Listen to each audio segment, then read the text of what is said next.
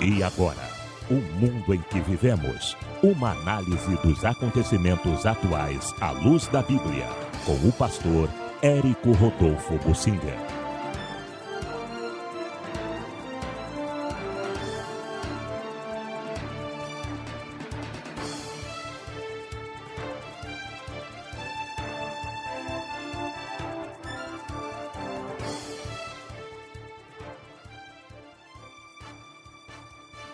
Eu quero falar sobre a internação do presidente Bolsonaro e na revelação que Deus me dá de que isto é como que ele estando como o profeta Jonas na barriga do peixe. Vamos procurar entender isso e começando pelo profeta Jonas. Ele é um tipo muito interessante na Bíblia e é chamado por Deus para ir pregar contra Nínive. Nínive era a capital do mundo naquela época, a capital da Assíria. Uma cidade que, segundo Deus, tinha 120 mil habitantes. Era uma cidade imensa para aquela época. E o Jonas diz que levava 40 dias para percorrer toda a cidade.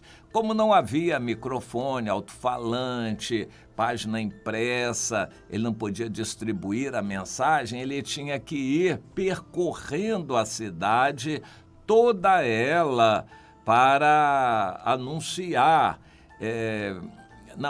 Em 3 dias ele precisava percorrer a cidade, mas em 40 dias a mensagem é que a cidade seria destruída. De qualquer forma, ele tinha que ir de esquina em esquina, de bairro em bairro, falando, alertando as pessoas. E foi o que ele fez. Mas a reação interessante é que o rei ouviu falar logo desse profeta. Era estranho, era diferente. A Assíria tinha uma cultura totalmente diferente da cultura de Israel. E não sabemos a língua que o profeta falava, mas ele era entendido. De qualquer forma, a mensagem ficou no coração dos ninivitas, os assírios ninivitas, e chegou até o rei. O rei, a impressão que se tem é que já estava sendo tocado pelo Senhor com uma compulsão de pecados e entendeu a mensagem e reconheceu os pecados que se praticavam lá e resolveu se quebrantar e se humilhar diante do Deus de Jonas. Vários aspectos são interessantes ali. A cidade de Roma, dizem analistas e historiadores, que caiu pela degradação moral, a quantidade de pecados que se praticava lá. Inclusive, a cidade de Pompeia, que era como que um paraíso sexual, o turismo sexual que eles faziam indo a Pompeia. E Deus destruiu a cidade de Pompeia por um vulcão, o Vesúvio. Mas em Nínive, a degradação moral era muita, e nós encontramos isso em outros profetas da Bíblia. Mas na época de Jonas, ele foi levado com uma mensagem de Deus. Inicialmente, ele quis fugir da tarefa, e o mais interessante é que ele queria fugir da tarefa não pela tarefa em si. Não era o trabalho, a mensagem dura, a possibilidade de ser apedrejado pelo povo, de a mensagem não ser recebida. Se fosse em Israel, a mensagem não seria recebida mesmo. A gente vê isso em várias situações, profetas que foram apedrejados por entregar uma mensagem dura de Deus. O próprio profeta Jeremias foi ameaçado muitas vezes. Deus é que não permitiu que ele morresse assim, mas no fim ele provavelmente morreu. Entre os que tinham ido para o Egito, por causa da mensagem dura que ele entregava. Mas os ninivitas eram um povo estranho, os assírios, e o profeta Jonas foi enviado para levar uma palavra duríssima, que por causa do pecado deles, Deus destruiria a cidade dentro de 40 dias. Mas não foi a mensagem que espantou. Aparentemente, ele estava preparado psicologicamente para entregar a mensagem. O mais incrível de tudo é que ele não quis ir por causa da possibilidade de Deus se arrepender, porque ele já conhecia o caráter de Deus que se arrependia, e ele passar vergonha. Ele diz que a cidade vai ser destruída, depois ela não vai ser. Eu me lembro de um pastor que disse que o presidente Bolsonaro seria alvo de um atentado e até marcou data, só que não aconteceu. E ele mesmo disse, olha, se não acontecer, vocês me tenham como um falso profeta. Esse é o problema quando a gente entrega uma profecia como eu vou entregar aqui. A gente corre o risco de a profecia não se cumprir, a gente passar vergonha. Mas eu não tenho medo de passar vergonha, eu vou entregar. Se não acontecer, por misericórdia de Deus que não aconteceu, e tomara que seja erro meu. Se uma palavra é dura, eu quero estar errado. Mas eu tenho que entregar. Se eu tenho convicção que é uma palavra de Deus como profeta, eu tenho que entregar. Embora eu gostaria de estar errado. O profeta Jeremias entregou as profecias mais duras de destruição. Depois, quando tudo aconteceu, ele chorou, ele não queria que a palavra se cumprisse e escreveu o livro de Lamentações. É interessante isto, o caráter do profeta. Quando é de Deus, ele entrega uma palavra dura, mas não querendo que ela se cumpra. E o profeta Jonas entregou aquela palavra dura e ele era um profeta mesmo rançoso e entregou com autoridade e de uma tal maneira que o povo tremeu. Eu queria ter um pouquinho, pelo menos, da autoridade e da ousadia do profeta Jonas em entregar uma palavra que faça o povo tremer. Infelizmente eu não sou assim, não cheguei lá. Mas o profeta Jonas entregou com autoridade, fez o povo tremer e se arrepender. Deus queria e quis usar aquela conversão como um exemplo de que todos nós devemos levar a palavra nessa expectativa, nessa mesma esperança de ver as pessoas recebendo a palavra. Deus manda você pregar para o seu parente mais crítico e zombador. Deus manda você evangelizar o seu vizinho mais danoso e o colega mais zombador. Deus manda você pregar para todos, independente da cara deles, independente de como eles são ou vão receber a palavra. A sua obrigação é entregar a palavra. Bom, o profeta Jonas cumpriu tudo isso, mas antes ele passou por uma experiência dolorosa, que foi querer fugir. Ele quis fugir porque ele previa que Deus podia perdoar a cidade, não fazer a profecia se cumprir, ele, o grande profeta, iria passar vergonha. E assim ele procurou fugir, mas não adiantou, porque entrou num navio para outra direção oposta, foi para Tarsis, e provavelmente era a Espanha, e ali, no meio do caminho, Deus mandou uma tempestade, o navio quase foi a pique, ele foi identificado e ele disse, olha, para salvar o navio e vocês, me joguem no mar. E um grande peixe preparado pelo Senhor comeu, devorou o Jonas. Bem, ele não morreu na barriga do peixe, mas ele teve tempo de se arrepender. No terceiro dia, porque ele se arrependeu, o peixe o vomitou. Se ele não se arrependesse na barriga do peixe, ele morreria. E Deus levaria outro profeta. Mas ele se arrependeu e disse, Senhor, agora eu vou. E o Senhor deu ordem ao peixe que vomitou Jonas inteiro na praia e disse, agora eu tenho que ir. Se recompôs, deve ter descansado um pouco e partiu para obedecer o Senhor. O que Deus está me revelando é que o profeta Jonas é um símbolo, um tipo bíblico, agora do presidente Bolsonaro. Deus levantou o presidente Bolsonaro como o rei Jeú em Israel. Era um militar, capitão de tropas, levantou para desarraigar o culto a Baal e a casa de Acabe com a Jezabel. Mas o Jeú, fez até mais do que Deus mandou, foi violento. Deus levantou Jeú por ser violento e não para consertar o país, que ele não consertou. Ele continuou seguindo Jeroboão, filho de Nebate, que fez Israel pecar.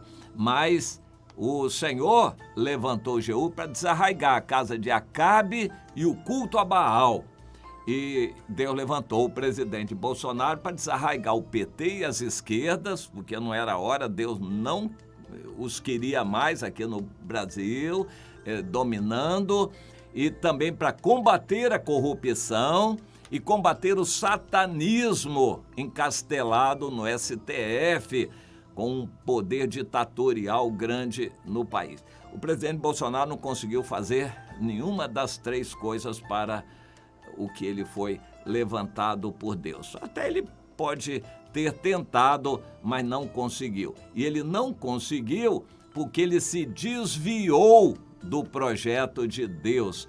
E ele, se desviando, ele seguiu outro caminho, o da política. Então fica muito claro, Deus não levantou o presidente Bolsonaro para ser um político bem-sucedido de direita, mas levantou por ser um militar para fazer com dureza o que o país precisa. O país precisa de uma intervenção e Deus vai fazer de alguma maneira.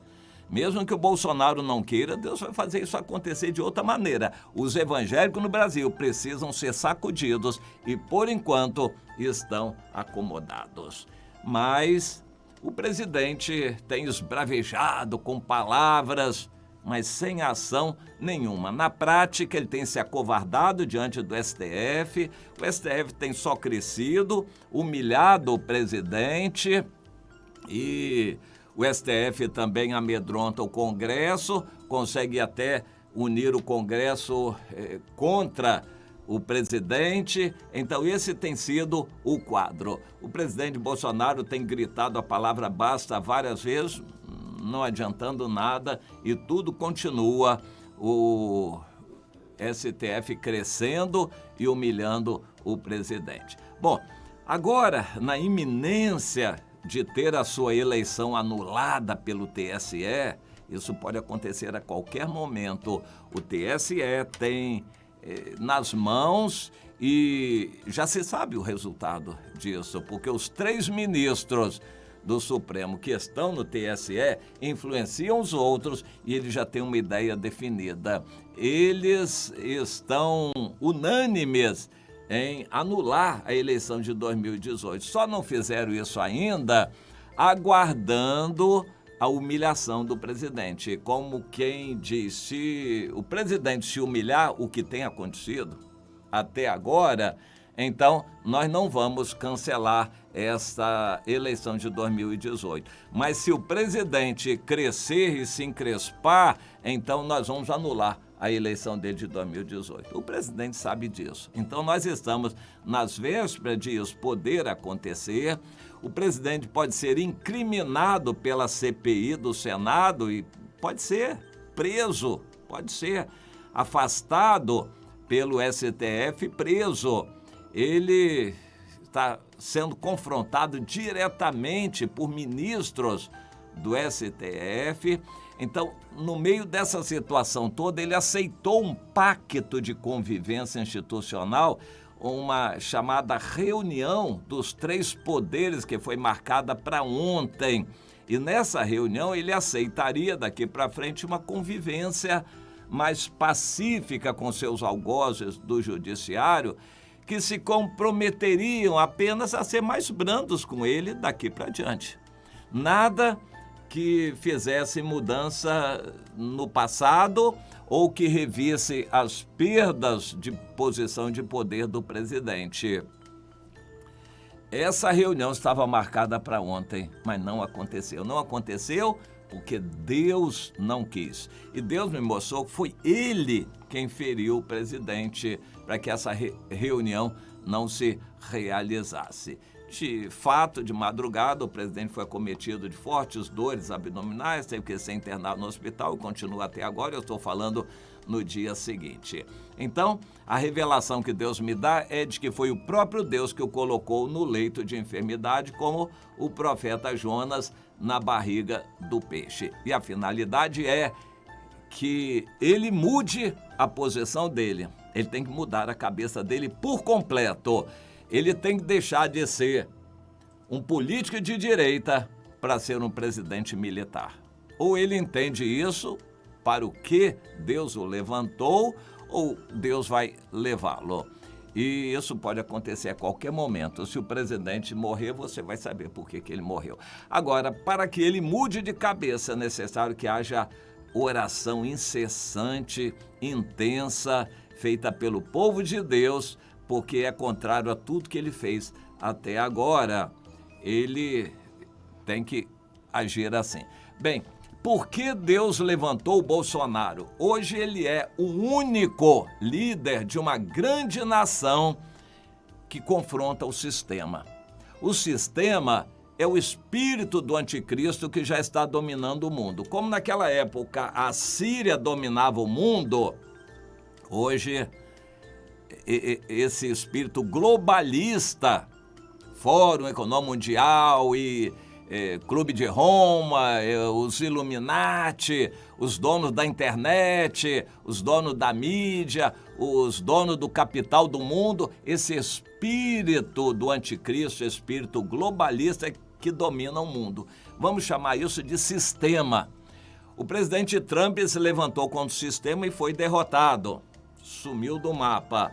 Hoje o presidente Bolsonaro é o único líder de uma grande nação que pode confrontar o sistema. O sistema está humilhando nações como África do Sul, Cuba, Argentina, há países que estão no arraso completo agora, porque o sistema está impondo isto. Mas o presidente Bolsonaro tem condições de conduzir o Brasil por um caminho de independência e confrontação com o sistema. É a mensagem que Deus quer que ele leve. Mas ele só vai levar-se, como o profeta Jonas, agora na barriga do peixe, lá no hospital, ele se arrepender e mudar por completo. Eu creio que Deus está colaborando. Os adversários estão cada vez mais irados, dizendo que é fingimento dele, que é jogo de cena para ele ganhar notoriedade. O fato é que os cristãos começaram a se despertar para orar por ele. Só milagres vão mudar a situação do país, vão salvar o presidente e o governo dele. Mas esse presidente experimentou milagres até hoje, na carreira toda dele. Ele precisa se divorciar do STF, não dá para o Brasil continuar com o STF do jeito que está. O presidente tem que confrontar o STF.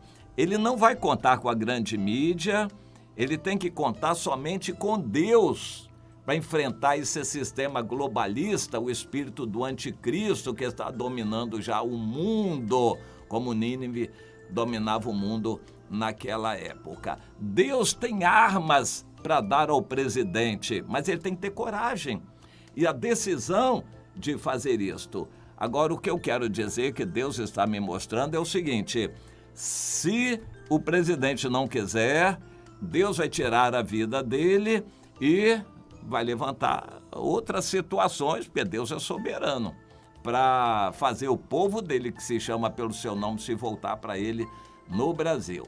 Então a revelação diz que não há mais tempo a perder, o Jonas já está na barriga do peixe. Ele quis fugir para Tarsis o tempo todo, descambando para uma linha política de direita, que nunca foi o projeto de Deus. Nada de liberalismo econômico, de política de direita, não é isso que Deus quis, nunca. Ele precisa se levantar com autoridade para botar ordem nesse país, mas para isso ele precisa mudar de cabeça e se divorciar do STF. Ele precisa mudar a ideia dele e só vai acontecer se o povo de Deus, que se chama pelo seu nome, se humilhar, orar e buscar. Só que tem que ser agora, não pode ser nem para amanhã.